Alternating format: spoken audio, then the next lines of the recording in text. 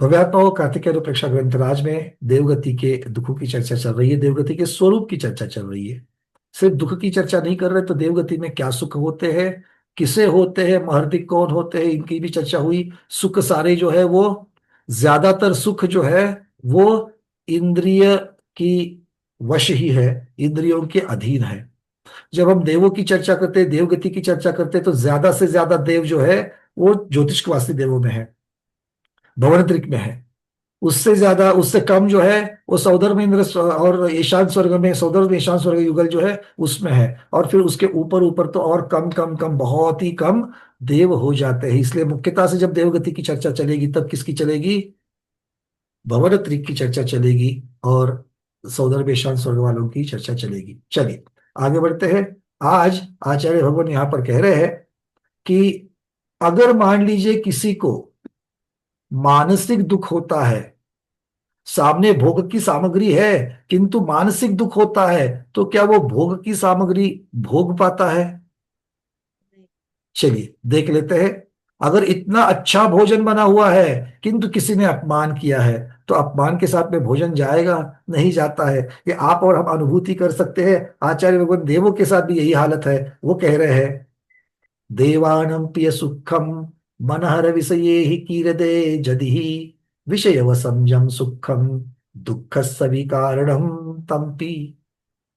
क्या कह रहे हैं देखिए, यदि ही देवानम, यदि देवों के मनहर विषये ही, मनहर विषयों से सुखम किरदे, सुख समझावे। अगर हम सुख माने, किससे? देवों का सुख किसमें माने? तो मनोहर विषयों के द्वारा वो सुखी होते हैं, ऐसा अगर माने तो वो सुख नहीं है। कैसे, क्यों नहीं है? आचार्य कहते हैं, जम विषय वसम सुखम, जो विषयों के अधीन सुख है, तमपि दुखस्य विकारणम, वो दुख का ही कारण है। भारतवर्ष में अगर हम दो पीढ़ी थोड़ा सा पीछे चले जाएंगे, दादाजी, नाना जी, दादी जी, इनकी अगर हम लोग पीढ़ी देखेंगे और आज की पीढ़ी अगर हम लोग देखने के लिए जाएंगे, हमारी या फिर हम हमसे भी आगे वाली, तो पहले बहुत रोग होते थे, नहीं ऐसा नहीं है, किंतु लोग विषयों के भोग के साथ साथ में अपने कार्य में भी रत होते थे, क्योंकि वहां पर इतनी सुख सुविधाएं नहीं होती थी। माता बहनों के लिए अपने घर में, अपने किचन ओटे के ऊपर नल से पानी डायरेक्टली नहीं आता था। कभी दादी नानी को देखा है? उनको तो बाहर से पानी भर भर करके लाके लाना पड़ता था। हो सके कभी कुएं पर जाए, कहीं और कहीं जाए। क्या वहां पर स्विगी, जोमेटो, इनकी सुविधा थी? भाई आज थोड़ा सा घर में तबीयत ठीक नहीं है, बाहर से मंगा लेते हैं, वो वाली सुविधा भी नहीं थी। तो इसका मतलब क्या है कि तब से अब अगर हम लोग तुलना करें, मनुष्यों की चर्चा चल रही देवों की, कि तो देवों की अनुभूति आने के लिए पहले देव मनुष्य की अनुभूति भी तो थोड़ी चिंतन में आनी चाहिए। तो हम लोग समझते कि आज सांसारिक सुविधाएं ज्यादा है। हर रोज पहले दादी नानी जो थी, वो सुबह उठ के पहले हाथ से चक्की पर आटा पीसती थी। आज एक बटन दबाने की देर है, आपका आटा तैयार है। मसाले पीसे जाते थे, बड़ी सी उखली होती थी, उसमें कूटे जाते थे। चटनी भी अगर बननी है तो भी सिलबट्टे पर सारी काम होते थे। अब एक बटन के ऊपर होते हैं। इससे क्या हो गया? शारीरिक तंदुरुस्ती में भी बाधा आ गई। मतलब ये जो सुख, जिसे हम सुख कह रहे हैं, चूल्हा जाकर के गैस स्टोव आ गया, पिसने के सारे साधन, चक्की आदि जाकर के मिक्सर ग्राइंडर आ गए, जूसर आ गए। पहले बैठ करके चूल्हे के सामने बैठ करके भोजन पकाया जाता था, अब किचन ओटे के सामने खड़े होकर के रोटियां बेली जाती है। ये सब सुख सुविधा के साधन तो आ गए। पहले एक दरी बिछाई जाती थी, उसके ऊपर लोग सोते थे, चटाई के ऊपर भी लोग आराम से सोते थे, दिन भर थकते थे तो सो जाते थे। आज आज आपको एडवर्टाइजमेंट में ऐसा दिखाया जा रहा है कि आप सोने के पश्चात वो गद्दा जो है वो आपके बॉडी का शेप ले रहा है, इतना आराम वो गद्दे में से मिलता है। इंजीनियरिंग तकनीक के द्वारा वो गद्दे बनाए जाते हैं। इतनी सारी सुख सुविधा का क्या हो गया, शरीर जो है वो इतना आराम इतना सुख पाने से स्थूल हो गया। बैठे बैठे लोगों को शुगर की बीमारी, ब्लड प्रेशर की जो बीमारी जो पहले कभी सुनी भी नहीं थी, वो लग गई। Polish polish polish, refined refined refined के नाम पर रिफाइंड तेल आ गए, पॉलिश वाली दालें आ गई, अनाज सारे आ गए। और फिर हरित क्रांति के नाम पर जो हाइब्रिड विजातीय संकर के द्वारा जो आपको परोसा जा रहा है, अरे 3 बार खाने वाले श्रावक छोड़ो, एक बार भोजन लेने वाले साधु भी इससे नहीं बच पा रहे, सबके शरीर रोगों से ग्रस्त हो गए। मतलब ये जो इंद्रिय के अधीन जो सुख है, क्या उसे सुख कहना चाहिए? वास्तव में ये सुख नहीं है, ये दुख की तरफ लेके जाने वाली सुविधा है। और आचार्य भगवान यही कह रहे कि जो विषयों के अधीन सुख है वो दुख का ही कारण है। एक तो हमें वो प्रमादी बना देता है और प्रमाद से बड़ा दुख कुछ नहीं होता है, और दूसरा इसकी वजह से हम अपने आत्मा को भी दुखी कर रहे हैं। क्योंकि जितना प्रमाद बढ़ता है उतना हम शुभ की जगह पर अशुभ में रहते हैं। प्रमाद से अशुभता ज्यादा बढ़ेगी या शुभता ज्यादा बढ़ेगी? देखो, प्रमाद से अशुभ ही अशुभ होगा। तो इस प्रकार से आचार्य भगवान कह रहे हैं कि जो अन्य निमित्त से सुख मानते हैं वो भ्रम है। जिस वस्तु से सुख का कारण मानते हैं वो कालांतर में दुख का कारण बन जाती है। भोजन भोजन भोजन, तरह तरह के भोजन। पहले महाराष्ट्र में जिस प्रकार का भोजन किया जाता था वो यहाँ के ऋतु के अनुसार, यहाँ पर मिलने वाली फल सब्जियां उसके अनुसार बनता था। शादी ब्याह में भी उसी प्रकार के व्यंजन बनते थे। आज शादी ब्याह में, महाराष्ट्र वाली जैनों की शादी ब्याह में भी पनीर बटर मसाला और पता नहीं क्या क्या क्या क्या चीजें जो उत्तर भारत में बनती थी पंजाब में, वो आज जैन भले बनाओ बिना आलू प्याज के बन रहे, किंतु बन तो रहे हैं। आज किसी के भी सेलिब्रेशन की व्याख्या क्या हो गई है? हम किसी चीज को अगर मनाना चाहते हैं तो हम कैसे मनाते हैं? घर में भोजन करके या बाहर जाकर के होटल में पार्टी देते हैं? होटलों में पार्टी देते हैं। और होटल में क्या खाते हो?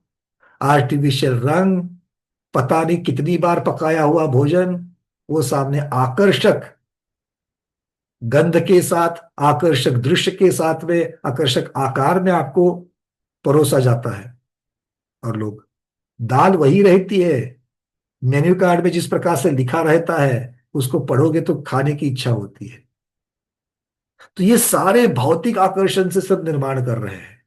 तो इससे ऋतु के अपेक्षा से, अपने क्षेत्र के अपेक्षा से जब हम भोजन नहीं करते हैं तो ये सारे विषयों के अधीन जो है ये वस्तु दुख का कारण ही बन जाने वाली है।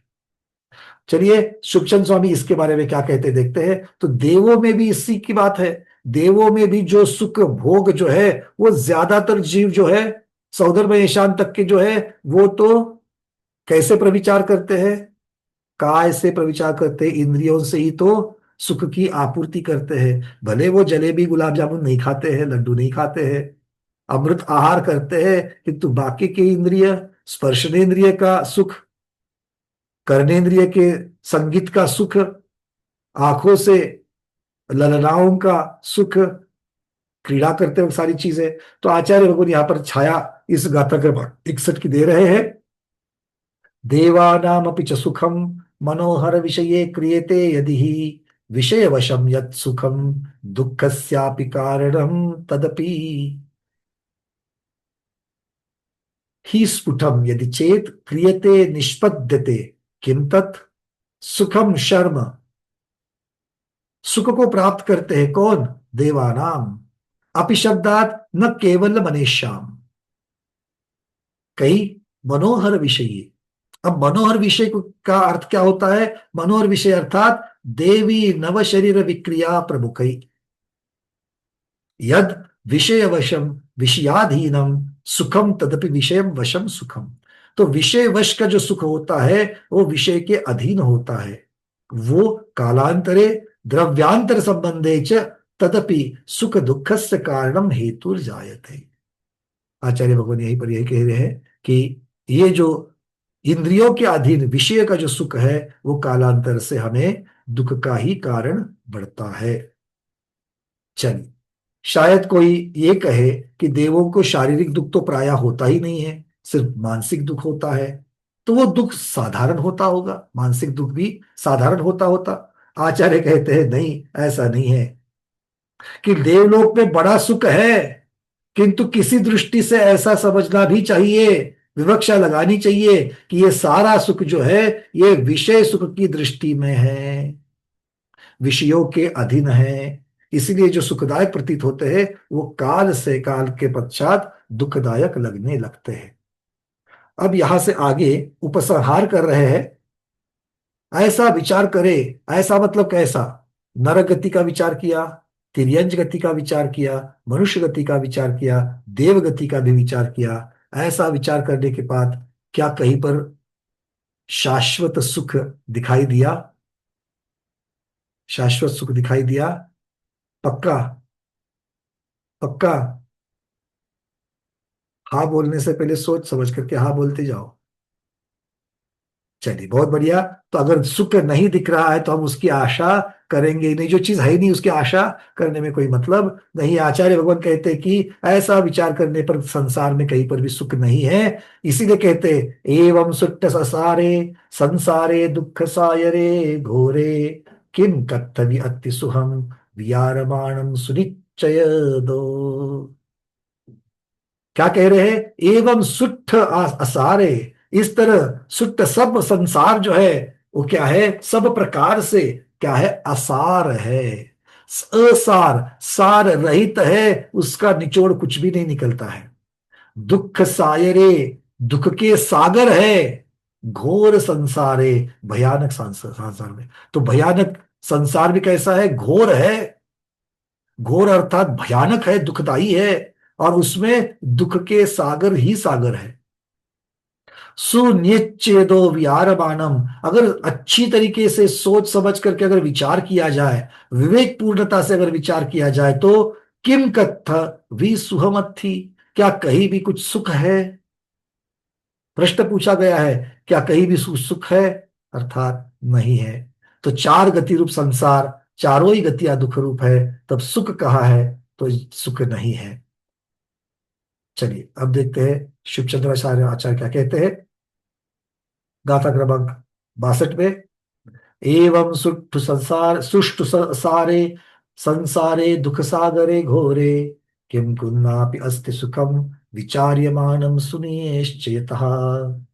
एवं चतुर्गतिषु दुख सुख भावस्य उपसंहारम दर्शयति, इस प्रकार से और चतुर्गति के दुख का और सुख का उपसंहार, अगर निचोड़ उसका सार दर्शयति दिखाते हैं। एवं पूर्वोक्त प्रकारेण सुनिश्चयतः, इस प्रकार से अब तक जितनी चर्चा की गई है उस चर्चा के अनुसार अगर हम सुनिश्चय करें, अगर अच्छी तरीके से विचार करें तो सुष्टु असार है, सर्व प्रकार से असार ही असार है। अतिशयेन सार वर्जिते, उसमें सार कुछ भी नहीं निकलता है, निचोड़ कुछ भी नहीं निकलता है। पुनः कीदृक्षे, क्या दिख रहा है? दुख सागरे असुख समुद्रे घोरे रौद्रे, क्या दिख रहा है? दुख का सागर, दुख का सागर मतलब बिना सुख का समुद्र, दुख देने वाला समुद्र। कैसा है वो? रौद्र, भयानक, खौलता हुआ और घोर, दुख देने वाला है। अत जीवानाम, इस प्रकार से अब आगे कह रहे हैं, अत जीवानाम एकत्र स्थितो नियतत्वम नास्ति वेदयति। अब वो इसके लिए आगे कह रहे हैं कि जीव जो है पर्याय बुद्धि से जिस योनि में उत्पन्न होता है, जिस भी गति में उत्पन्न होता है, वहीं पर वो सुख मान लेता है। जहां पर उत्पन्न होता है, भले ये सारा विचार कर करके हम बैठे हैं कि कहीं पर भी सुख नहीं है, किंतु जहां भी उत्पन्न होंगे वहां पर अच्छा ही है, सुख ही मानकर बैठ जाएंगे, वहीं पर अटक जाएंगे। इसके बारे में आचार्य भगवान कहते हैं, दुखिय कम अवसादो राया विय असुई किड़वो होदी तत्थेवय पुनैरयिम पेक्ख मोहस्स माहप्पम। मोहस्स माहप्प, मोहस्स माहप्पम पेक्ख।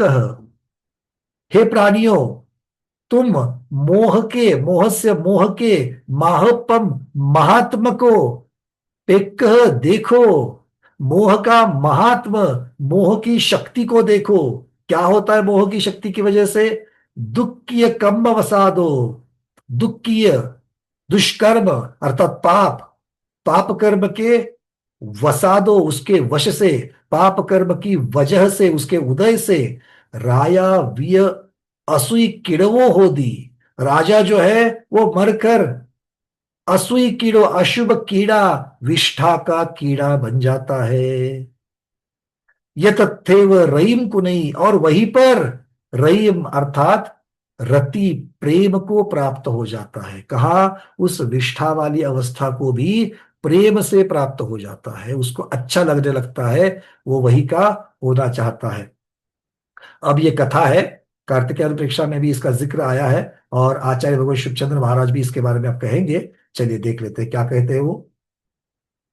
दुष्कृत कर्म वशात राजा पिच अशुचिकितक भवति तत्रैव च करोति रतिम प्रेक्षक प्रेक्षकत्वं मोहस्य महात्म्यम।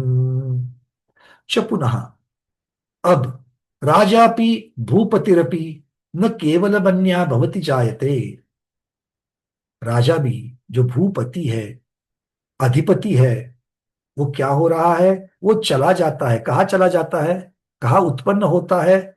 अशुचि कीट कहा, विष्टा कीट कहा।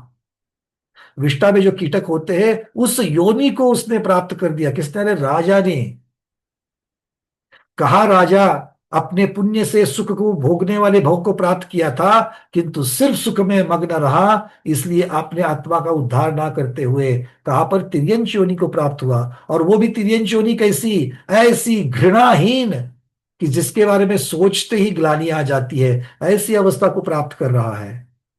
कुतः? क्यों? दुष्कर्म वशात पापो पाप कर्मोदय वशात, पाप के कर्म के उदय से। कौन सा पाप कर्म है? तिर्यंज गति, तिर्यंज आयु बांधी है, ऐसा पाप। और तिर्यंज आयु क्यों बांधते हैं?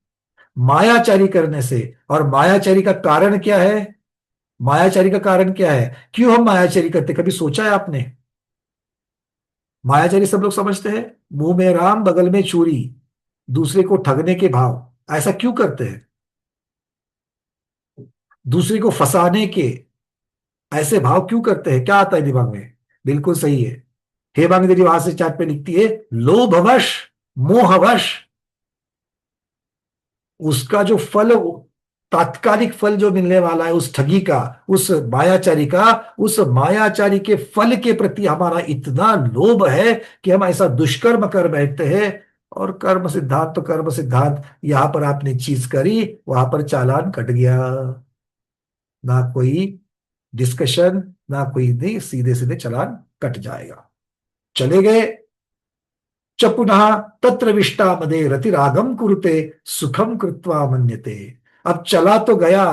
जब राजा की पर्याय में अगर उसे कोई बोलता कि तो ऐसे उत्पन्न होने वाला है, तो हो सकता था कि सामने वाले को वो देह दंड दे सकता था, ऐसा बोलने के लिए। अब तो स्वयं वहां चला गया है, किंतु वहां जाने से भी रतिरागम, उसमें भी, उस गंदगी में भी रतिराग कर रहा है, और सुखम कृत्वा मन्यते, वहीं पर सुख मान रहा है, वहां रहने में सुख मान रहा है। ये राजा और कोई नहीं है, ऐसे ऐसे मत करना। ये राजा कौन है? आप और हम ही तो है। क्योंकि जब दूसरे की कथा सुनते हैं तब हम ये भूल जाते हैं कि अरे पंच परावर्तन करते वक्त क्या वो वाली पर्याय हमने कभी नहीं पाई होगी? अगर राजा जैसा जीव वहां पर जाकर के सुख की प्राप्ति अनुभूति कर रहा है, तो आपने और हमने नहीं की होगी। तो ये जीव इसी प्रकार से है। आगे कहते हैं, पश्यता यूयम प्रेषध्वम मोहस्य मोहनीय कर्मणा महात्मम प्राबल्यम यथा। ऐसा क्यों होता है कि ऐसी गंदगी में जाकर के भी मोह को प्राप्त, मोह की वश से ये सब कुछ कर रहा है। ये अथैकस्मिन् भवे अनेक संबंधा जायते। अब ये आगे वाली गाथा के बारे में कह रहे हैं, किंतु यहाँ पर भावार्थ में पंडित जी ने वो कथा दी है। एक एक बार उस कथा का हम लोग वांछना कर लेते हैं, सबको पता है, फिर भी थोड़ा सा चिंतन बढ़े इसलिए उन शब्दों की जरूरत है। विदेह देश में, ये देश है, ये विदेह क्षेत्र की बात चल रही है, नहीं विदेह देश में बोल रहे हैं, जहां से वैदेही आती थी। वैदेही किसे कहते हैं मालूम है ना? किसे कहते हैं वैदेही? कहाँ पर थी वैदेही? रामायण में थी क्या महाभारत में थी? कहाँ थी वैदेही? कौन बताएगा? शोभाष दीदी बताइए। सीता को वैदेही कहते हैं। सीता को वैदेही कहते हैं, और सीता जिस प्रांत से आती है उस विदेह से, इसलिए विदेह प्रांत से थी, इसलिए वैदेही कहते हैं। गांधार से आई, वो गांधारी। कुंतन देश से आई, वो कुंती। ऐसे आगम में आपको बहुत सारे प्रसंग मिल जाएंगे। चलिए, तो विदेह देश में मिथिला नाम की नगरी, देखिए सीता जी का जो जन्म है वो मिथिला का है, तो देश विदेह है, उसकी राजधानी नगरी मिथिला। उसमें सुभोग नाम का राजा राज्य करता था। उसकी पत्नी का नाम मनोरमा था। उन दोनों के देवरति नाम का युवा पुत्र था। एक बार देवकुरु नाम के तपस्वी आचार्य संघ के साथ मिथिला नगरी के उद्यान में आकर के ठहरे। प्राचीन में अगर देखेंगे तो रचनाएं ऐसी दिखेगी कि नगर है और नगर के बाहर उद्यान है, वन है, और ऐसे वनों में आकर के मुनि महाराज अपना वास्तव्य करते थे, और राजा भी उनको मिलने के लिए वहीं पर आता था। वो नगर में आहार के लिए जाएंगे, फिर आकर के एकांत में उस उद्यान में ठहरते। उद्यान मतलब आज के जैसे बाग बगीचे नहीं, जो कॉरपोरेशन बनाती है ना बगीचे आपके लिए उद्यान, वैसे वाले गार्डन नहीं समझना। वो बहुत बड़े बड़े उद्यान। अगर आप आज का भागलपुर देखते हो, उसी को चंपापुरी कहा जाता है। तो वासपुज भगवान का गर्भ जन्म भागलपुर में अगर हम लोग मानेंगे, तो मंदारगिरी जो है वो उसी के उद्यान में था। तो मंदारगिरी से चंपापुरी बहुत समय लगता है, तो वो भी उस नगरी का ही उद्यान माना जाता है। तो उनका आगमन सुनकर राजा सुभोग मुनियों की वंदना करने के लिए चला गया, और आचार्य भगवान को नमस्कार करके उनसे पूछने लगा, हे मुनिराज, मैं यहां से मरकर कहाँ जन्म लूंगा? मिथिला नगरी का राजा पूछ रहा है कि मैं यहां से बनकर कहाँ जन्म लूंगा। राजा का प्रश्न सुन करके मुनिराज बोले, हे राजेंद्र, आज से 7वें दिन बिजली के गिरने से तुम्हारी मृत्यु हो जाएगी। आयु कितनी बची है? 7, 7 दिन की। और तुम मरकर अपने ही शौचालय में टट्टी के कीड़े होगे, विष्ठा के कीड़े हो जाओगे। हमारे इस कथन का सत्यता का प्रमाण यह है कि आज जब तुम यहां से लौटकर जब नगर में प्रवेश करोगे, तो तुम अपने मार्ग में एक भौरे की तरह काले कुत्ते को देखेंगे। इसका प्रमाण क्या है? जब वापस अपने नगर में प्रवेश करोगे, तो आपको मार्ग में काले काला, कैसा काला? भौरे की तरफ काला, मतलब महाकाला ऐसा कुत्ता दिखेगा।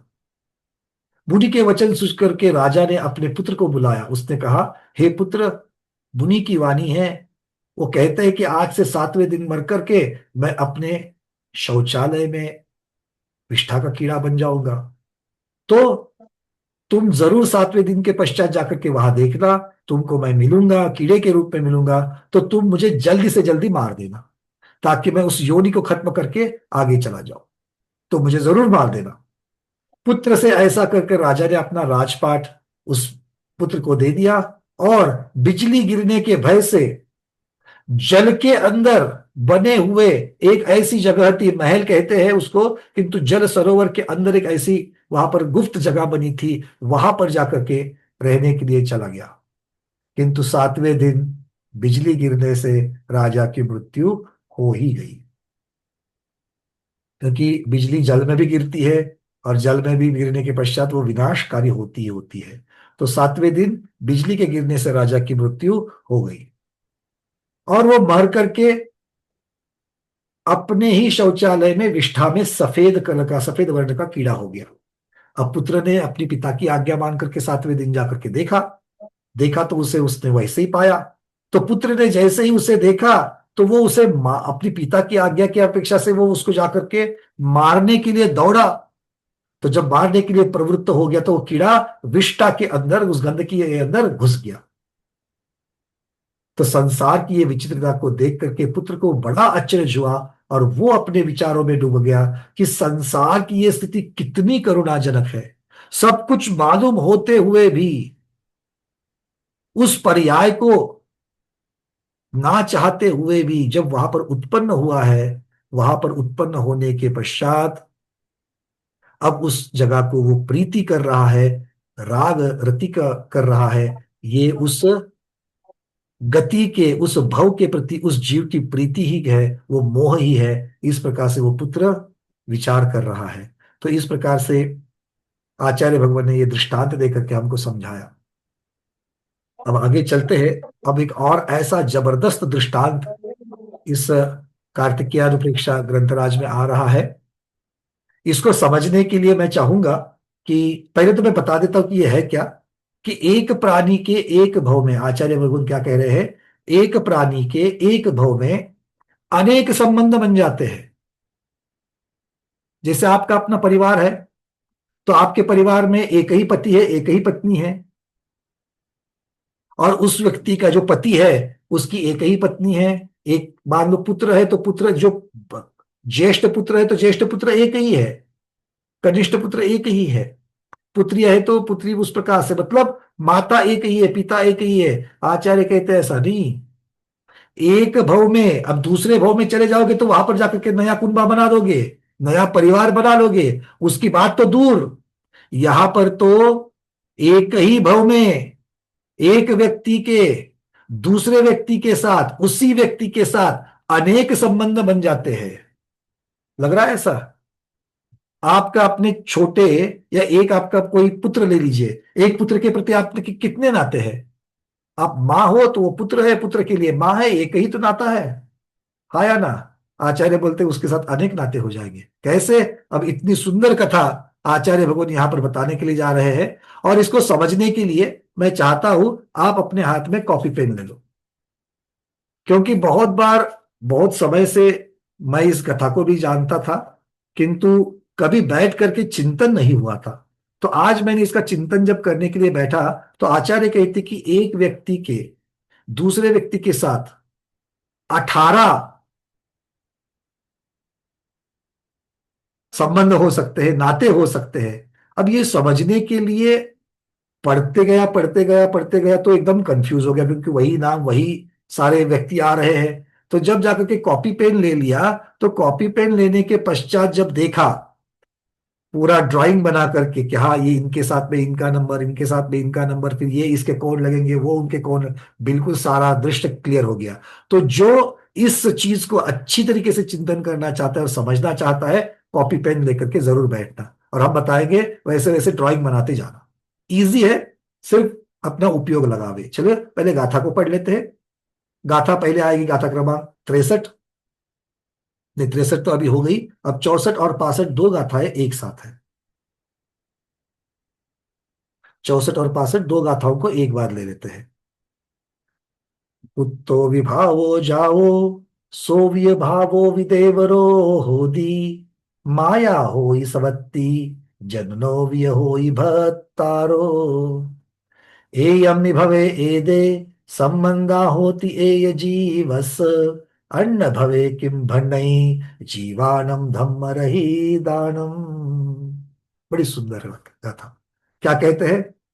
एय जीवस्य, एक जीव के, 65 नंबर की गाथा के प्रथम चरण का उत्तरार्ध।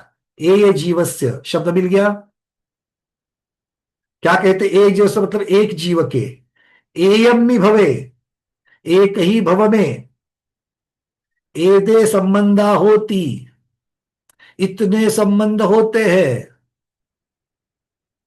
इतने संबंध होते हैं। तो इतने मतलब बहुत सारे होते हैं। तो धम्म रहितानम जीवानम, धर्म रहित जीव के,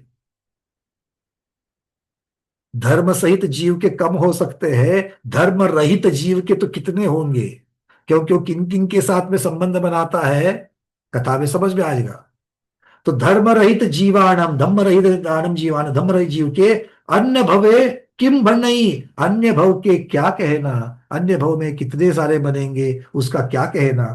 अब वो इस संबंधी कौन कौन है। पुत्तो विभाव हो जाओ, पुत्र ही भाई बन गया। चिंतन करो, आपका बेटा आपका भाई है क्या? आपका बेटा भाई है? नहीं। तो हम धर्म सहित चल रहे हैं। धर्म रहित वाले का बेटा भी, पुत्र भी जो है भाई हो सकता है, धर्म रहित वाले का। और क्या कह रहे हैं, ये सो भी भावो देवरो होती, जो भाई था वो देवर है, जो भाई था वो देवर है। मतलब क्या हो गया, सोच कर देखो। भाई कहां पर है आपका? पियड़ में। और देवर कहाँ है? ससुराल में। तो भाई अगर देवर बनना है तो किस प्रकार का नाते संबंध चाहिए, क्या करना चाहिए, तब जाकर के भाई देवर बन जाएगा। भाई अगर देवर बनना है तो भाई के भाई से शादी करनी पड़ेगी, विवाह करना पड़ेगा, तब जाकर के। तो भाई के भाई क्या हो गया, भाई का भाई क्या हो गया, वो भी तो भाई हो गया। तो उससे कोई शादी करेगा? तो ये कह रहे हैं, फिर क्या कहते हैं, माया हो ही सबती, माता वो सौत होती है। अब ये तो विचार के परे है, धर्म धर्ममयी जग जीवन जग जीने वाले के लिए तो सोचने से परे है ये, कि माता सौत हो गई। माता को सौत होने के लिए क्या करना पड़ेगा, सोचो। सोच करके भी जी थर्रा जाता है कि माता अगर सौत होनी है तो माता के पति के साथ में आपको विवाह करना पड़ेगा। और माता के पति कौन है? पिता। तो पिता से विवाह हो जाएगा। धर्म रहित का हो गया था। मुगलों का इतिहास निकाल करके देखो, मुगलों का इतिहास निकाल करके देखो, दूसरे ग्रह की बात नहीं कर रहे, चतुर्थ काल की चर्चा नहीं चल रही है। यही कुछ वर्षों पहले, कुछ शताब्दियां पहले यह परिस्थिति थी। धर्म रहित जीव के साथ भी ये सारी चीजें हुई थी। आप सब लोगों ने, हम भी बहुत इतिहास को पढ़ करके, जिस तरीके का इतिहास परोसा गया आज तक सब लोगों को, वो बहुत ही मिसलीड करने वाला है। फिर वो अकबर बादशाह हो, अनारकली हो, सलीम हो, जो भी हो, एक बार इनके इतिहास पढ़ करके देखो। आपको ये गाथाएं जो लग रही है ना, ये कोई अतिशयोक्ति नहीं लगेगी, ये कोई भाकड़ कथा नहीं लगेगी, कथा कादंबरी नहीं है, ये साक्षात हुआ है। इसके प्रमाण उपलब्ध मिल जाएंगे आपको कि हमारे आजू बाजू कुछ वर्ष पहले इतिहास में ये सारी चीजें हो चुकी है। माया हो ही सवत्ती, माता सौत हो गई। यह जननो विभत्तारो होई, जननो जनक पिता, वो भत्तारो भ्रतार पति होता है, पिता के साथ विवाह। अब ये सब संबंध जो है, ये वसंत तिलिका नाम की वेश्या, धनदेव, कमला, वरुण, ये सारे पात्र आपके सामने आ जाएंगे। इस कथा को प्रारंभ करने से पहले स्वामी कार्तिकेय अनुप्रेक्षा ग्रंथ राज में, चूंकि यहां पर मैं एक एक लाइन को संस्कृत की, क्योंकि शुभचंद स्वामी ने ये कथा बिल्कुल संस्कृत की टीका में लिखी है, तो उसको भी ले लेंगे। किंतु उसकी एक कंटिन्यूएशन बनने के लिए और आपको लिखने का और समझने का मौका मिलने के लिए हम लोग हिंदी में बात करेंगे। तो पहले हम संस्कृत टीका को भी पढ़ लेते हैं, और संस्कृत टीका के पश्चात हम लोग इसकी चर्चा करते हुए इस कथा के अनुसार अपने नोट्स बना करके उसको समझते हैं। ठीक है? क्लियर है? चलिए, पहले इन दोनों जो गाथाएं आई है उसकी छाया चलेगी, संस्कृत छाया। पुत्रोपि भ्राता जातः, स एव भ्रातापि देवरा भवति, माता भवति सपत्नी, जनकोऽपि च भवति भर्ता।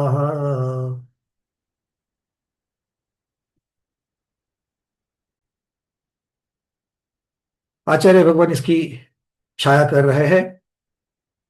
पुत्रोऽपि भ्राता जातः, स एव भ्रातापि देवरः भवति, माता भवति सपत्नी, जनकोऽपि च भवति भर्ता। एकस्मिन् भवे एते संबंधा भवन्ति एक जीवस्य। एक जीव के एक भव में ही इतने संबंध बनते हैं। अन्य भवे कि भन्यते जीवानाम धर्मरहितानाम। जब अगर एक भव में एक जीव के इस प्रकार से संबंध बनते हैं, तो अन्य भवे दूसरे भव के साथ अगर जोड़ करके देखे, पिछले भव के इतने इस भव के इतने अलग अलग तरीके से जोड़ करके देखेंगे, तो वही अगर साथ में आ रहे हैं तो कितने सारे संबंध बन जाएंगे। एक जीवस्य अर्थात एक प्राणिनः एकस्मिन्नेव भवे जन्मति जन्मनि एते पूर्वोक्त संबंधा भ्रातृ पुत्रादि रूपेण संयोगा भवन्ति जायते। भ्रातृ भाई के रूप में, पुत्र के रूप में ये सब संबंध होते हैं। ते के पुत्र तनुजः, पुत्र कौन है? तनुज है। भ्राता बांधवो जाता अबुतु, सोपि च भ्राता भ्राता देवरः भवति, वही भ्राता देवर होता है। माता जननी सपत्नी भर्तृभार्या भवति, जनकोपि च पितापि भर्ता वल्लभो भवति। अन्य भवे पर भवे धर्मरहितानां किं भन्यते किं कथ्यते। वसंत तिलकाया वेश्याया, भी आप दृष्टांत दे रहे हैं। वसंत तिलकाया वेश्याया धनदेवस्य कमलायाश्च एते पूर्वोक्ता दृष्टान्तः। उक्तम च, कहा है, मालव देशे उज्जयिन्यां राजा विश्वसेनः श्रेष्ठी सुदत्तः षोडश कोटि द्रव्य स्वामी वसंत तिलका वेश्या। सा सुदत्तेन गृहवासे धृतः, सा गुर्विणी सती कंडुका कंडुकाश श्वासादि रोगाक्रांता तेन त्यक्तः। स्वगृहे सा वसंत तिलका बालयुगलम पुत्रम पुत्री प्रसुता उद्विग्नया रक्षकम्बलेनावृत्य दक्षिण दिशि प्रत्युस्त्या सा कमला पुत्री मुक्ता प्रयागवासी सुकेतु सार्तवाहेन सुप्रभा प्रियाया दत्ता। तथैवोत्तर दिशि प्रतोल्यां पुत्रो धनदेवो मुक्तः सन साकेत पूरस्त सुभद्रेण सुव्रताया दत्तः। पूर्वोपाजित पापात् तयो धनदेव कमलयो दंपतित्वं जातम्। धनदेवः उज्जयिन्यां व्यापारार्थ गतः तया वसंत तिलकया वेश्यया सह लुब्धः। ततस्तयो वरुण नामा बालो जातः। कमलया श्रीमुनिदत्ता पृष्टः। तेन श्रीमुनिदत्तेन सर्वः संबंध कथितः। कथं तत्? उज्जयिन्यां विप्रसोम शर्मः भार्या काश्यपी तयो पुत्रो अग्निभूति सोमभूति नामानो द्वावपि बहि पठित्वा आगच्छन्या जिनदत्त पुत्र मुने मातरम जिनमत्यर्तिकां शरीर समाधानं पृच्छन्तीम् आलोक्य जिन भद्रशुशुर्मुनेश्च वधुटिका सुभद्रारिकां शरीर समाधानं पृच्छन्तीमालोक्य द्वाभ्यां भ्रातुभ्याम् उपहास्यं कृतम्। तरुणस्य वृद्धा वृद्धस्य तरुणी धात्रा विपरीतं कृतमिति तथोपार्जित कर्मवशात् कालेनात्र्यज्जयिना सोम शर्मा मृत्वा वसंत सेना सुता वसंत तिलिका जाता। अग्निभूति सोमभूति द्वंद्व मृत्वा तस्या शिशुयुग्मं कमला धनदेव पुत्र पुत्री युग्मं यथा संख्यं जातम्। काश्यपी त्वरि वरुण शिशुत्वं प्राप्ता सर्वमेतच्छ्रुत्वा जातिस्मरे भूत्वा नृतं लात्वा उज्जयिनी गत्वा वसंत तिलिका गृहं प्रविश्य पार्णस्थ वरुणम् आंदोलयति। उक्तं च बालय निसुनसु वयनं तुज्ज सरिसा हि अट्टदह रक्ता पुत्तु भतिजौ भायवु देवरूपितियु पोतज्जु मम भर्तु पुत्रत्वात् त्वं पुत्रः धनदेव भातृः पुत्रत्वात् त्वं बालो भ्रातृव्यः त्वमन्दके मातृत्वात् त्वं मम भ्राता धनदेवस्य लघु भ्रातृत्वात् त्वं मम देवरः धनदेवो मम तातः तद्भ्राता त्वं तेन मे पितृव्यः अहं वैश्यास पत्नी तेन धनदेवो मत्पुत्रः तस्यापि त्वं पुत्रः तस्मान्मन् पौत्रस्त्वम् इति शिशुना सह संबंधः। तुह पियरो मह पियरो पियामहो तह य वै भत्तारो भायवु तह व्य पुत्तो ससुरो हवई सबालया मज्झा। ये मूल प्राकृतिक गाथा है, आचार्य भगवत देते हैं और फिर आगे उसके ऊपर लिखते हैं। धनदेवो वसंत तिलका भर्तृत्वात् मम पिता त्वं मम पितृवस्त्वापि स धनदेवा तातत्वात् मे पितामह तथा मम सोऽपि भर्तः एकमातृत्वात् स च मम भ्राता अहं वेश्याया सपत्नी स च तस्या वेश्याया पुत्रत्वात् ममामि पुत्रः वेश्या में श्वश्वरुहं तस्या वधू धनदेवो वेश्याभर्तृत्वात् बदीयः श्वश्रुरः इति धनदेवेन सह संबंधः भावुजामितुमं वाप्यामहि तह य मायरी सवई हवई बहु हवई बहु तहु सासु एक एक हिया अट्टदह नत्ता तव भातृ तव भातृभार्यात्वात् मम भातृजाया तव मम च धनदेवा पिता तस्यापि वेश्या माता तेन मे पितामही सा धनदेवस्य तथापि सा मातृत्वात् ममापि माता मद मद्भर्तुर्भार्यात्वात् सा मे सपत्नी धनदेवो मत्सत्पत्ति पुत्रत्वात् ममामि पुत्रस्तद्वार्यात्वात् भार्यात्वात् मदीया सा वेश्या वधुः अहं धनदेव भार्या तस्य सा माता तेन ये श्वश्रुः एतच्छ्रुत्वा वेश्या धनदेव कमला वरुणादयः ज्ञातवृत्तान्ता जातस्मरीभूतः प्रतिबुद्धा तपो गृहीत्वा च स्वर्गगता इति धनदेवादि दृष्टांत कथा। तो ये सारी कथा बहुत सुंदर तरीके से आचार्य भगवान ने यहाँ पर बताई है। ये कुछ और ग्रंथ में आई थी, उसको यहाँ पर शुभ चंद्र आचार्य दे रहे हैं और अब हम लोग जाकर के इसको समझ लेते हैं। तो आप लोग तैयार हो कॉपी पेन के साथ? चलिए जल्दी जल्दी। अब कह रहे हैं जैन शास्त्रों में 18 नाथ की कथा प्रसिद्ध है। उस कथा के प्रमुख पात्र कौन है? धनदेव और उसकी पात्री, पात्री मतलब और जो स्त्री पात्र है वो है वसंत तिलिका वेश्या।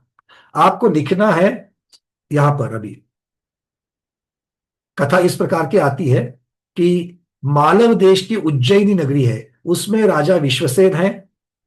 ये नाम भूल गए तो चलेगा क्योंकि इतने सारे नाम आने वाले हैं, तो विश्वसेन हमारे कोई काम के अभी यहां पर नहीं है। कौन काम के है? सेठ सुदत्त और वसंत तिलिका वेश्या रहती थी। तो आपको लिखना है सुदत्त और वसंत तिलिका, ये दो नाम बाजू बाजू में लिखने हैं। अब ये दोनों का संबंध बना लीजिए लाइन रेखा से, और इनके कौन उत्पन्न हो रहा है देख लीजिए। अब क्या कहते हैं आगे। ये सेठ जो है इसने वसंत तिलिका वेश्या को अपने घर में रख लिया, वो गर्भवती हो गई और उसको रोगों ने घेर लिया। कौन से? खाज, खांसी, श्वास आदि रोगों ने उसे घेर लिया। तब सेठ ने उसे अपने घर से निकाल दिया। तो वो अपने स्वयं के घर में जाकर के वसंत तिलिका ने, वो गर्भवती थी, तो एक पुत्र और एक पुत्री को जन्म दे दिया। तो ये सुदत्त सेठ और वसंत तिलिका वेश्या, इनके संयोग से एक पुत्र और एक पुत्री उत्पन्न हो गए। उनका नाम लिखना धनदेव और कमला। तो ये धनदेव और कमला कौन हो जाएंगे? भाई बहन हो गए कि नहीं हो गए?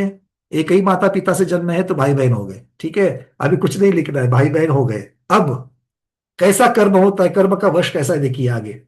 खिन्न होकर के, अब पिता नहीं है, वो स्वयं रोगी है और युगल पुत्र पुत्री को उसने जन्म दिया है, तो क्या करती है वो?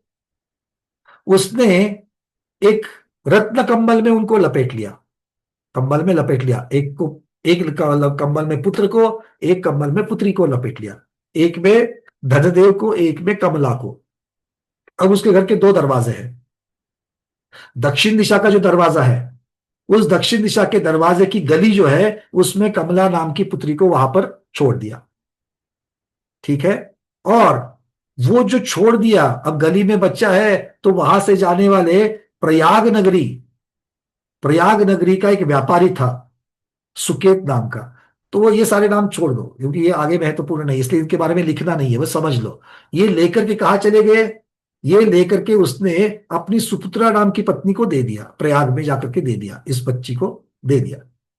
और यहां पर बच्चा धनदेव जो है उस वेश्या का अभी तक बेटा बाकी है, तो उसने क्या किया? उसे उत्तर दिशा की ओर की गली में रख दिया। अब उत्तर दिशा, दोनों का अलग अलग दिशा में भेज दिया। उत्तर दिशा की गली में उनको कौन मिल गया? तो वहां पर अयोध्या से आया हुआ सुभद्र नाम का जो व्यक्ति है, वो सुभद्र, वो उसे लेकर के चला गया। उसने उसे अपनी सुव्रता नाम की पत्नी को सौंप दिया। मतलब बेटा चला गया अयोध्या और बिटिया चली गई प्रयाग। कहां पर जन्मे? उज्जैनी में। आज उज्जैनी कहां पर है, प्रयाग कहां पर है, और ये सब देख लेना। ठीक है, बीच में लखनऊ है, लखनऊ के दक्षिण में प्रयाग आएगा और लखनऊ के उत्तर में अयोध्या आएगी, मोटा मोटी में। ठीक है प्रमोद जी। हाँ, मतलब हमारे प्रमोद जी लखनऊ से आते, तो थोड़ा बता दिया। आगे कहाँ चले गए तो देखते हैं। अब एक दिन क्या हो गया, अब ये दोनों बड़े भी हो गए। पूर्व जन्म के उपार्जित पाप कर्म के उदय से ये धनदेव और कमला, ये जो पुत्र पुत्री थे, बड़े हो गए हैं। ऐसा कर्म धर्म संयोग बन गया कि ये दोनों का विवाह हो गया। अब एक दूसरे को पहचानते नहीं है, ये दोनों का विवाह हो गया। अब आपको क्या करना है, अपने नोटबुक में जहां पर कमला और धनदेव लिखा था, उन दोनों में रेखा रेखा से, लाइन से संबंध बना लो। ठीक है, इनका आपस में विवाह हो गया। अब ये विवाह होने के बाद में, अब धनदेव व्यापारी है, वो व्यापार के लिए फिर निकल करके चला गया। कहा चला गया, बोले उज्जैनी चला गया। ये कहा गया है उज्जैनी, जहां पर उसका जन्म हुआ था, पर उसे मालूम ही नहीं है कि उसका जन्म उज्जैन में हुआ था, किसी ने नहीं बताया। वो उज्जैनी में चला गया। अब वहां जाने से, कर्म धर्म संबंध से, वो वही उसी वेश्या के यहां पर चला गया, वसंत तिलिका वेश्या के पास चला गया। अब धर्म रहित है, वो वेश्या भी धर्म रहित है और ये धनदेव भी धर्म रहित है। अब दोनों के संबंध बन गए। अब ये दोनों का संबंध हो गया और ये दोनों के संबंध से वरुण नाम का पुत्र उत्पन्न हुआ।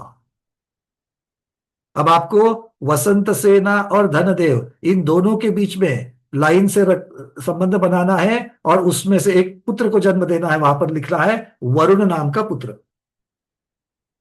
ठीक है, चलिए। क्यों ये किस लिए कर रहे हैं, कौन किसका है, किसके साथ जन्मा हुआ है, ये समझ में आना चाहिए। अब चलते आगे। एक बार कमला ने, एक मुनिराज थे श्री मुनिदत्त नाम से, उनको अपने पूर्व भव का वृत्तांत पूछा। वो जो कमला पुत्री थी, उसने अपना वृत्तांत पूछा।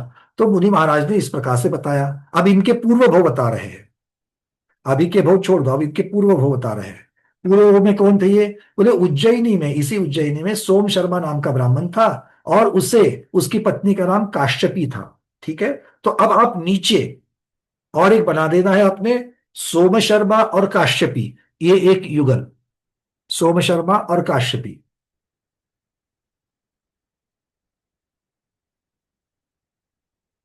ठीक है, और इनके संबंध से ये पति पत्नी है, इनको दो बेटे हैं, अग्निभूत और सोमभूत।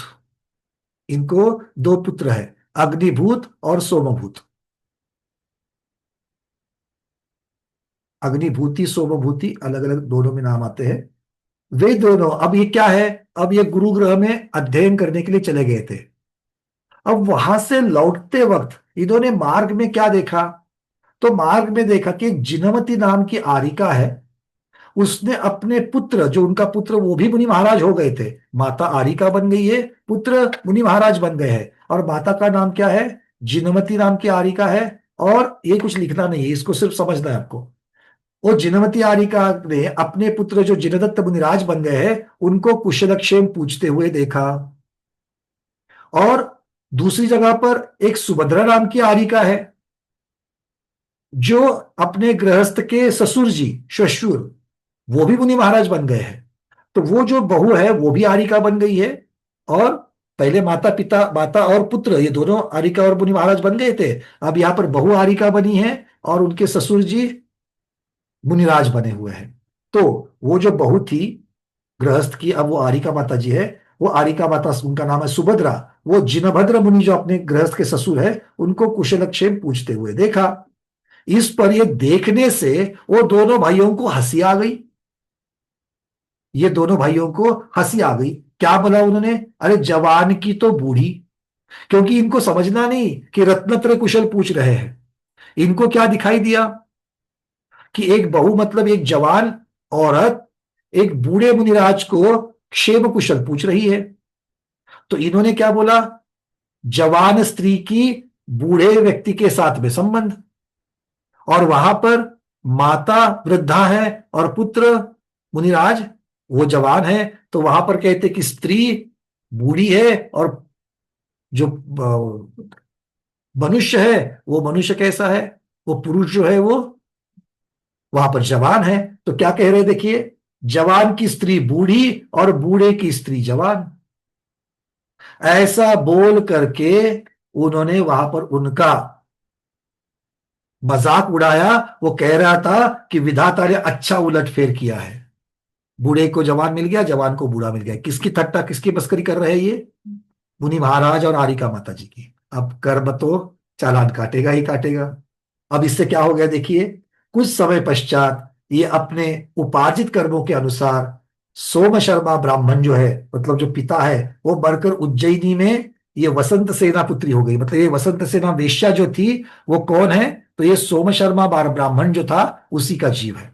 अच्छा, उसके बाद में ये अग्निभूति और सोमभूति जो दो बेटे हंस रहे थे, वो मर करके कौन हुए हैं? उस वसंत तिलिका वेश्या के बेटे, मतलब धनदेव और कमला जो है वो ये सोमभूति अग्निभूति बन गए। और वो जो काश्यपी इनकी माता थी, सोमदत्त शर्मा की ब्राह्मण की जो ब्राह्मणी थी काश्यपी, वो वरुण नाम का पुत्र हुई है। वरुण किसको किसको हुआ है? वरुण नाम का पुत्र किसके किसके संबंध से हुआ है? कौन बताएगा जल्दी से? मीनाक्षी दीदी आप लिख रही है, बोलिए। धनदेव और वसंत तिलका। बहुत बढ़िया, सबका यही उत्तर आ रहा है। बहुत बढ़िया। धनदेव और वसंत तिलिका, इनका जो पुत्र वरुण हुआ है वो कौन है? वो काश्यपी है, पूर्व जन्म की। कमला और धनदेव कौन है? अग्निभूति और सोमभूति, जिन्होंने महाराजा और माता जी का उपहास किया था। और वो सोमदत्ता, जो उनका पिता, जो पूर्व भोग के जो पिता थे, वो वसंत तिलिका वेश्या बन गई है। ठीक है, चलिए। अब जैसा ही ये किसको बता रहे हैं महाराज जी? कमला को बता रहे हैं। ये कमला को बता रहे हैं। कमला कौन है? वसंत सेना की वो वसंत तिलिका जो है, वो वसंत तिलिका वेश्या की जो पुत्र और पुत्री हुए थे उसमें से जो पुत्री है वो कमला, उसको ये महाराज जी बता रहे हैं। अच्छा, चलिए आगे बढ़ करके अब क्या हुआ। अब वो कहते हैं कि ब्राह्मण की इस कथा को सुनकर के कमला को जाति स्मरण होता है, और वो कहा चली जाती है? वो घर में जाकर के धनदेव से प्राप्त जो वरुण, ये जो पुत्र है, उस वरुण को झुलाने लगी। कमला कहाँ चली गई? वसंत तिलिका के घर चली गई। कमला कहां पर थी? प्रयाग में। कमला कहाँ थी? प्रयाग में। उसकी शादी किससे हो चुकी है? धनदेव से हो चुकी है। तो वो धनदेव तो पहले से वसंत तिलिका के पास चला गया था, और वहां पर उसको पुत्र भी हो गया। अब ये उसकी पत्नी जो है कमला, वो भी उस वसंत तिलिका के घर जा रही है, क्योंकि उसको सब सुन लिया अब ये। अब जाने के बाद वहां चली गई, और वो जाकर के क्या कहती है? उसने पहले मुनिराज से अनुव्रत ग्रहण कर लिए, और उज्जैनी में जाकर वसंत तिलिका के घर में घुस करके पालने में पड़े हुए वरुण को झुलाने लगी।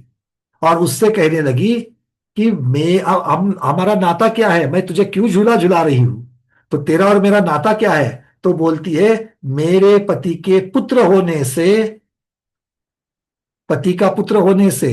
पति कौन? धनदेव। कमला का पति धनदेव है कि नहीं है? है।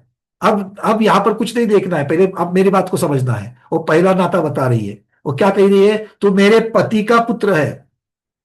पति मेरे धनदेव, उनका पुत्र है, तो पति का पुत्र होने से कौन होगी? तुम मेरे कौन हो गए? अरे भाई, पति का पुत्र होने से कौन हो गए? तुम भी मेरे पुत्र ही हो गए। एक मिनट, तुम भी मेरे पुत्र ही हो गए। अच्छा, ये पहला नाता हो गया। दूसरा, मेरा भाई धनदेव के पुत्र होने से तुम मेरे भतीजे, क्योंकि कमला और धनदेव ये भाई बहन भी है, तो मेरे भाई का पुत्र होने से, मेरा भाई का पुत्र होने से तुम मेरे भतीजे बन गए। ये दूसरा हो गया। तुम्हारी और मेरी माता एक ही है। मेरी माता भी वसंत तिलिका, तुम्हारी माता भी वसंत तिलिका, तो तुम्हारी और मेरी माता एक ही है, तो तुम मेरे भाई बन गए। तीसरा बता दिया। अब चौथा क्या है? अब धनदेव का छोटा भाई होने से तुम मेरे देवर हो, तुम धनदेव के छोटे भाई हो गए। क्यों? धनदेव भी वसंत तिलिका का बेटा, और तू भी वसंत तिलिका का ही बेटा, इसीलिए तू धनदेव का छोटा भाई है। इसलिए मेरे पति का छोटा भाई होने की वजह से तू मेरा देवर है। तो चौथा हो गया। अब पांचवा, धनदेव मेरी मां वसंत तिलिका का पति है।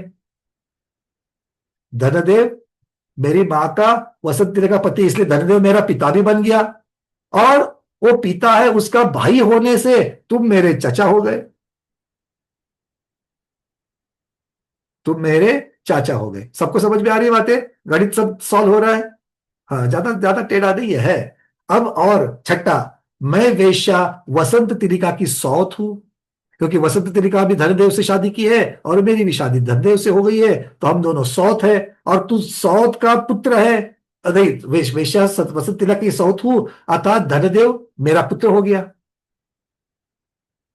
वसंत तिलका का बेटा धनदेव मेरे सौत का बेटा हो गया, और सौत का बेटा मतलब मेरा पुत्र हो गया, और वो मेरा पुत्र है और तुम उसके पुत्र हो, इसलिए तुम मेरे पौत्र हो गए, नाती हो गए। तो छठा क्या हो गया, नाती भी बन गया। इसलिए ये 6 नाते बच्चे के साथ हुए। किसके, कमला के, वरुण के साथ में 6 नाते हो गए। अब आगे बढ़ो, आगे वो कह रही है वसंत तिलिका का पति होने से धनदेव मेरे पिता है।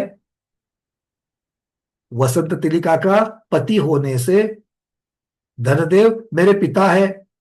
तुम मेरे काका हो, धनदेव तुम्हारे भी पिता है, अतः वो मेरे दादा हो गए। अब वो धनदेव के साथ में अपना रिश्ता लगा रही है। धनदेव के साथ में सबसे पहला रिश्ता हो गया, वो मेरे पिता है, क्योंकि मेरे माता के पति है, इसलिए वो मेरे पिता है, ये पहला हो गया। अब दूसरा, चूंकि वो पिता है, वो पिता के, और तुम काका हो गए, क्योंकि पिता के भाई हो तो तुम काका हो गए, और तुम मेरे काका हो, और धनदेव तुम्हारे भी पिता है, इसलिए वो मेरे काका के पिता मतलब दादा हो गए। ये दूसरा हो गया। अब दादा का भी आ गया। अब तीसरा, वो मेरे पति भी है, सीधा सीधा कनेक्शन, तीसरा नाता धनदेव के साथ में मेरा पति है। चौथा, उसकी और मेरी माता एक ही है, उसकी और मेरी माता एक ही है, इसलिए धनदेव मेरा भाई भी हो गया। वसंत तिलका माता है इसलिए भाई हो गया, तो चौथा भी मिल गया। अब पांचवे में क्या है, मैं वेश्या वसंत तिलका की सौत हूं, और वो वेश्या का पुत्र है, अतः मेरा पुत्र भी है, मतलब धनदेव मेरे पुत्र के समान भी है, ये पांचवा हो गया। और छठा, वेश्या मेरी सास है, क्योंकि पति की माता है तो मेरी सास है वसंत तिलका, धनदेव की माता है इसलिए मेरे पति की मां है, तो सासू मां भी है। तो सासू मां है तो क्या हो गया आगे, और मैं उसकी पुत्र वधु हूं, और धनदेव वेश्या का पति है, मतलब मेरे सास का पति है। धनदेव मेरे सास का पति है, तो सास का पति क्या कहलाएगा, ससुर, ससुर कहलाएगा। तो धनदेव के साथ भी मेरे 6 रिश्ते हो गए। ठीक है, जिनको समझने में थोड़ी सी डिले हो रहा है, आज का वीडियो निकाल करके शांति से सुनना, सब सुलझ जाएगा। अब 6 हो गए, 6 हो गए, अब 12 हो गए। अब चलते आगे। अब आगे क्या कह रहे हैं देखो। अब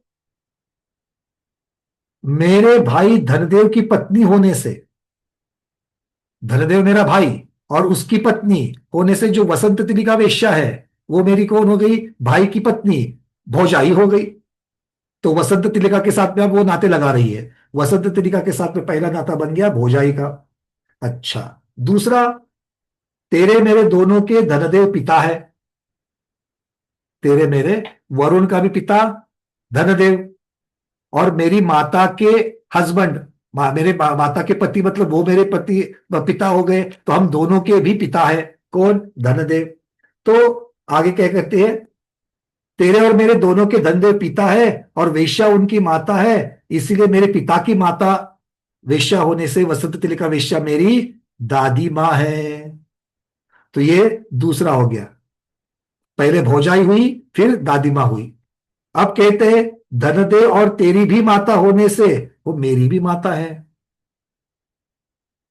वो तो साक्षात है, क्योंकि कमला उन्हीं से हुई है, तो इसीलिए तीसरा भी मिल गया, वो माता का रिश्ता भी है उसके साथ में। चौथा, धनदेव की भार्या होने से, मेरे पति की भार्या होने से वो मेरी सौत भी है, चौथा रिश्ता हो गया वसंत तिलिका के साथ में।